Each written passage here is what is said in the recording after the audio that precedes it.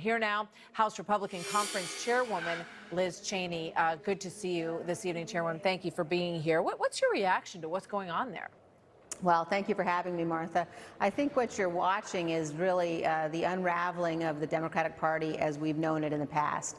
You have a situation where you've got this very radical wing of the House Democrats, and the Speaker has attempted many times to try to sort of keep everybody under control by, in the past, moving very far left, and you see now that that's not working for her.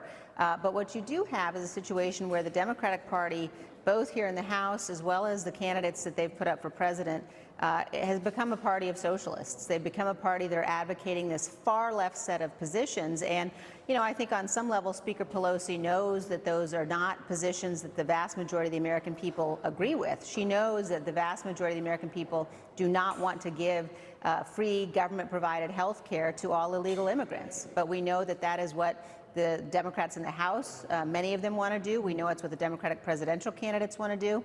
And so she's in a very difficult situation, but she's dealing with a situation where she's being drugged, the whole party is being drugged very far to the radical left fringe. Well, you know, it's interesting that this conversation, because Alexandria Ocasio-Cortez said today she does not believe that Nancy Pelosi is racist, and yet there is this pull towards the identity politics of this by bringing that up. It's a very loaded weapon to bring that up in many ways. And here is Representative Jayapal, who backs Alexandria Ocasio-Cortez. She says, "We women of color have faced this for such a long time. We're in a body of mainly old white men. You don't get to be here without having dealt with that, most people." What do you make of that? Look, I think we all have an obligation and a responsibility to our constituents, to the people who sent us here, to the American people, to make arguments, to make our case, to stand for what we believe in, based on substance, based on policy. We all have the responsibility to debate based on standing up for facts. And I think that falling back into identity politics too often is an excuse for not standing up for facts and substance. On the Republican side, you will see us make sure, and I can tell you this as the Republican conference chair, someone who's responsible for a large part of our messaging, that we're going to be having these debates based on substance. We know that the American people do not want this to be a socialist nation. The problem on the Democratic side is a lot of them do want it to be a socialist nation. They don't understand fundamentally that when you give government the amount of power they want to give the federal government, you're taking people's freedom away. We won't let that happen on our side of the aisle. I thought it was very significant that Alexandria Ocasio-Cortez went after DHS. She obviously believes that they have had policies that she finds very disturbing in terms of the way that families are being treated on the border. They have pushed back strongly on that notion in terms of how they're doing their job down there.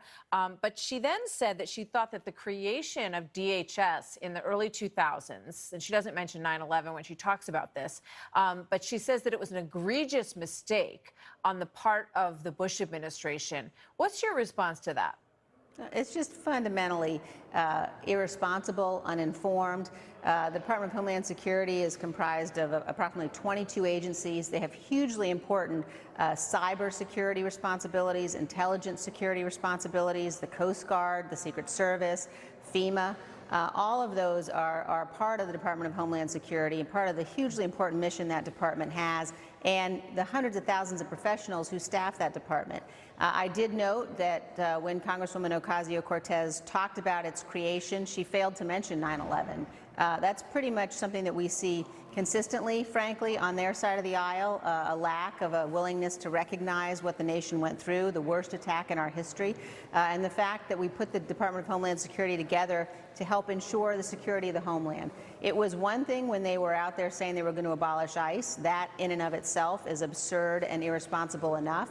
But now for Congresswoman Ocasio-Cortez, who frankly seems to be emerging as one of the intellectual leaders of their party in the House, and I think that tells you that it's a pretty low bar, but that she has been in a situation where she's now saying we should just abolish DHS. That's just absurd and dangerous and highly irresponsible.